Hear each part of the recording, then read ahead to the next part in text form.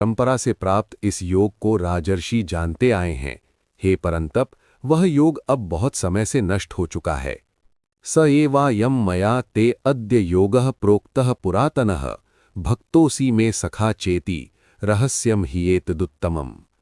सः एव अयं पुरातनः योगः मे भक्तः सखा च असि इति अद्य मया ते प्रोक्तः एतद् ही उत्तमं रहस्यम्।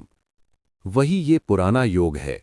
तू क्योंकि मेरा भक्त है और सखा है, इसलिए आज मैंने तुझे बताया है। ये एक बहुत बड़ा रहस्य है। अर्जुन उवाच अपरं भवतो जन्म परम जन्म विवस्वतः कथमेतद् विजानीयाम् त्वमादौ प्रोक्तवानिति। भवतः जन्म अपरम विवस्वानः जन्म परम त्वम् आदौ प्रोक्तवान इति कथम विजानीयाम्। हे श्री कृष्ण, आपका जन्म पिछला है और विवस्वान का जन्म पहला है। मैं ये कैसे जानूं कि आदि समय में आपने इस उपदेश का प्रवचन किया। श्री कृष्ण उवाच बहूनि मे व्यतीतानि जन्मानि तव चार्जुन तान्यहं वेद सर्वाणि न त्वं वेत्थ परंतप। हे अर्जुन, मेरे और तेरे बहुत से जन्म व्यतीत हो चुके हैं, उन सबको मैं जानता हूं। हे परंतप, तू नहीं जानता। अहम वेदः त्वं न वेत्थ। हे अर्जुन, मेरे और तुम्हारे बहुत जन्म बीत चुके हैं, उन सबको मैं जानता हूं, तू नहीं जानता। अजोऽपि सन्न व्ययात्मा भूतानामीश्वरोऽपि सन् प्रकृतिं स्वामधिष्ठाय संभवाम्यात्ममायया।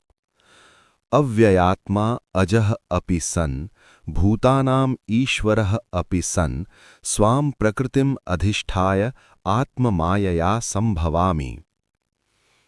हे अर्जुन, यद्यपि मैं अनादि हूँ, इसलिए अजन्मा हूँ तथा नित्य एक रस रहने वाला जीवात्मा हूँ, तथा पांचों भूत मुझे विवश नहीं कर सकते।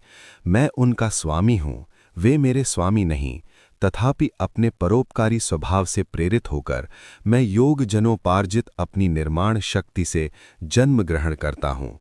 अर्थात मेरा यह जन्म भोगार्थ नहीं है, किंतु अन्य लोगों को मोक्ष मार्ग का उपदेश देने के लिए है, इसलिए अपवर्गार्थ है।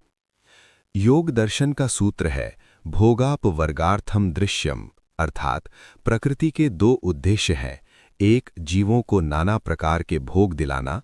जब तक जीवात्मा में सूक्ष्म से सूक्ष्म भी भोग वासना रहेगी, तब तक भोगार्थ जन्म होगा। परंतु जब जीवात्मा अपनी कैवल्यावस्था में अर्थात शुद्ध अपनेपन में पहुंच जाता है, तब नाना नैमित्तिक कारणों से दबी हुई स्वाभाविक परोपकार की इच्छा शुद्ध रूप में प्रकट होती है और वो भगवान